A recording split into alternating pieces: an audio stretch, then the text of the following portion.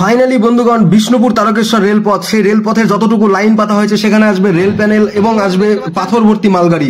আপনারা জানেন এখান থেকে সামনে বড় গোপীনাথপুর রেল স্টেশন, সেখানে স্টেশন নির্মাণ কমপ্লিট হচ্ছে। ভিজিট করেছেন রেলের চিফ ইঞ্জিনিয়ার এবং ডেপুটি, সঙ্গে লাইন দেখতে পাচ্ছেন। এই লাইন পুরোপুরি যতদূর কমপ্লিট হয়েছে, যতদূর পর্যন্ত লাইন পাতা কমপ্লিট হলো পুরনো রেল দিয়ে, সেই স্লিপারের ওপরে পুরোপুরি যতদূর পাতানো হয়েছে সেই পুরনো রেলের ওপর থেকে পুরো মালগাড়ি পৌঁছে যাবে ডাইরেক্ট একদম দালাল চকের কাছাকাছি। আপনারা দেখছেন এই সাইডে পুরো সোজা চলে আসবে বিষ্ণুপুর রেল স্টেশন থেকে মালগাড়ি এসে সোজা ডাইরেক্ট ঢুকবে যতদূর পর্যন্ত পাতা হলো। এখানে ডেড এন্ড, সেই ডেড এন্ড কেও তোলার প্রস্তুতি চলছে। আপনাদের আগের ভিডিওতে দেখিয়েছি, আপনারা দেখতে পাচ্ছেন কিভাবে ডেড এন্ড কে তুলে একদম সেই ডেড এন্ড তুলে ফেলে দেওয়া হলো।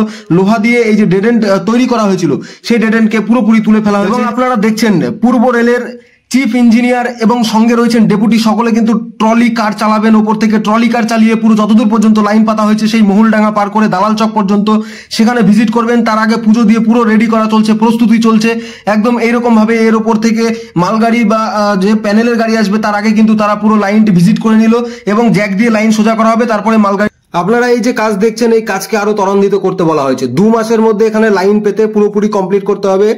বড় গোপীনাথপুর রেল স্টেশন পর্যন্ত পুরো লাইনকে ক্লিয়ার দিতে হবে এবং আগামী দিনে বড় গোপীনাথপুর পর্যন্ত ট্রেন চলবে, সেই প্ল্যানিং চলছে। শুধু ট্রলি চালানো নয় বন্ধুগণ, রেল আধিকারিকগণ পুরো লাইনে হেঁটে কিন্তু ভিজিট করছেন এবং এই লাইনের ওপর থেকে যে পাথর দেখতে পাচ্ছেন এই পাশে কিন্তু কুচি পাথর দিয়ে সমান।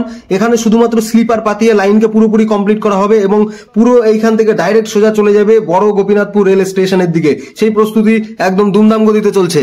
সঙ্গে পোল এবং আন্ডারপাস সমস্ত কিছু ঠিকঠাক ভাবে ভিজিট করছেন। শুধু মাথায় এখন চিন্তা এই ভাবাদিঘি নিয়ে। এই ভাবাদিঘি নিয়ে তারা বলেছেন কোনো সমস্যা নেই, লাইন পুরোপুরি কমপ্লিট হবে, ভাবাদিঘির সমস্যার সমাধান হবে।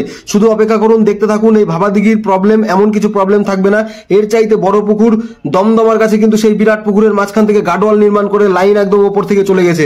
এইরকম প্রাকৃতিক কিছু সমস্যা আসে, সেগুলো সমাধান করা হবে এবং পুকুর নির্মাণ কমপ্লিট হবে। এই ভাবাদিঘির সমস্যাও সমাধান হবে এবং গোঘাটের সঙ্গে কামারপুকুর রেল স্টেশন নির্মাণ কমপ্লিট। কামারপুকুর রেল স্টেশন দীর্ঘদিন আগে নির্মাণ করে ফেলে রাখা আছে। কামারপুকুর রেল স্টেশনের যে এরিয়াতে রয়েছে, আপনারা জানেন ঠাকুর শ্রী শ্রী পরমহংসদেবের যে এখানে মিশন, সেখান থেকেও কিন্তু চাপ দেওয়া হচ্ছে রেলের কাছে। কেন পড়ে রয়েছে এই দীর্ঘদিন ধরে এই রেল লাইন? এই রেল লাইন দ্রুত কমপ্লিট করতে হবে এবং মানুষজন, টুরিস্ট দূর দূর থেকে আসবেন।